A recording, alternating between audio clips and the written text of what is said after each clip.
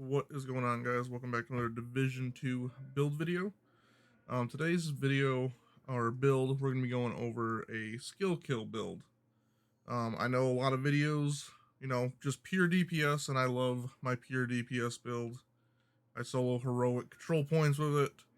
It's really good, but a lot of videos don't talk about the skills. I know skills aren't in the best place right now. Hopefully, I know in the last say the game, they did talk about toning down enemy health and group scaling and stuff like that. So I'm hoping with that it brings skills up a bit.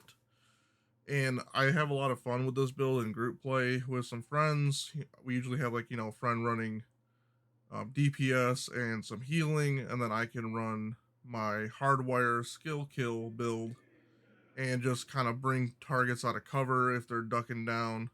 A lot of those enemies that like to hide, I can just toss out some cluster mines, stuff like that, and just if that doesn't kill them, it brings them out of cover so the DPS boys can go in and easily get them. So let's go over the specialization first. I am going to be running the Demolitionist. For one major reason is this one, the 10% increased explosive damage. So our main DPS for our skill is going to be the cluster mines.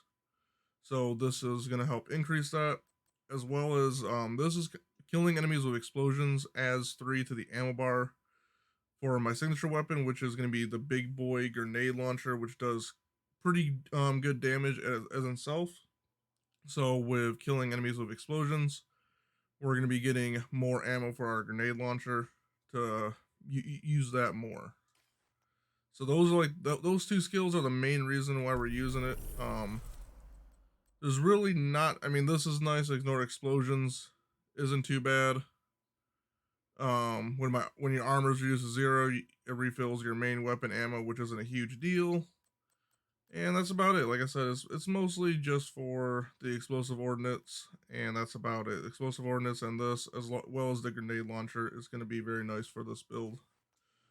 So let's go over our build. So our main weapon is going to be the Surge. It's a rifle. It has perfect spike. Headshots grant 25% skill damage for 8 seconds. Now, this is just headshots. You don't actually have to get a headshot kill. So anytime you just tap an enemy with a headshot, you're going to get 25% more skill damage. Our backup is going to be our just an assault rifle. It just has some spike on it. So unlike perfect spike with 25% skill damage, we're going to have 20% skill damage. Like I said, this is going to be our main weapon for the extra 5% from spike. This is just a backup if we need to use it. We still have spike on it, so we're still getting the extra damage. Sidearm is just the revolver you get from the specialization. And then we're going to be running a 4-piece hardwire with the backpack and the chest piece for the bonuses there. So the bonus for the chest piece is going to be increases my feedback loop. So skill damage and repair bonus from instead of 10%, we're getting 25% for our skill damage. And then for our backpack, we are getting the feedback loop cooldown from 20 seconds to 10 seconds, which is going to help a lot. The other pieces for the 2-piece, we get 15% skill haste. And the main one we're worried about for the 3-piece is our skill damage. And then we have the gloves, which I need to roll probably skill damage or skill haste on my gloves. I realize that. Haven't done it yet because I need a better mask. I'm getting knee pads with skill damage, backpack with skill damage, skill haste, chest piece, skill damage, skill haste. Like I said, I need to replace my mask. I still want a China Light Industries mask because it has the plus 15 explosive damage on it. This one just has repair skill and status effect with the mod for skill haste. So we want skill damage and skill haste on that as well. And then for our holster, we're using the Wyvern with skill haste, skill damage, and then the Wyvern 1-piece is skill damage. So that is our setup. we're using the cluster mines and the Stinger Hive. The reason why one, I like the cluster mines. They do pretty good damage, almost 2.5 million damage. We get 10 mines. The mods I have are damage, and +1 mine. Really hope that they increase this because purple mods, low level mods, they all just give +1 mines. I really hope they can go at least maybe +3 would be nice. I'm not asking for too much, but that's what we're rocking there. And then for our secondary, we got the Hive Stinger, which does apply bleed. The mods here, we got damage, +4 Stinger charges, and then just health on here. We are using a tier 6 skill build.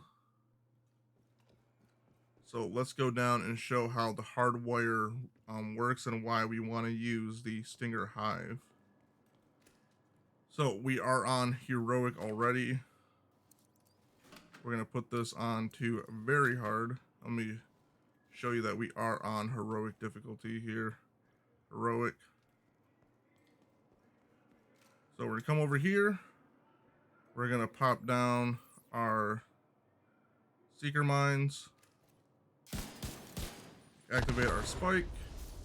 We can activate our hive that instantly cools down our cluster mines. Toss out cluster mines again. So now if you can notice on the bottom here underneath my ammo count, I'm waiting for my hardwire to come back up. And with the Stinger, or any hive, you just have to have charges. So now my hardwire is orange, so I can toss out my hive again. That insta cools down my cluster mines, so I can pop those back out, get spike back, and that is how that all works. We don't do much damage, but we do, have our skill. Hardwire is back up. Toss that out again. Toss down cluster mines again. Activate spike, and there you go. So that's pretty much the rotation. You're just waiting those 10 seconds for your hardwire to be activated again. It doesn't matter how many charges you have on your Stinger. And that's why skill haste isn't that big of a deal. Skill haste is just going to matter how many Stinger charges you get. You're still going to be waiting the 10 seconds no matter what. Toss that out.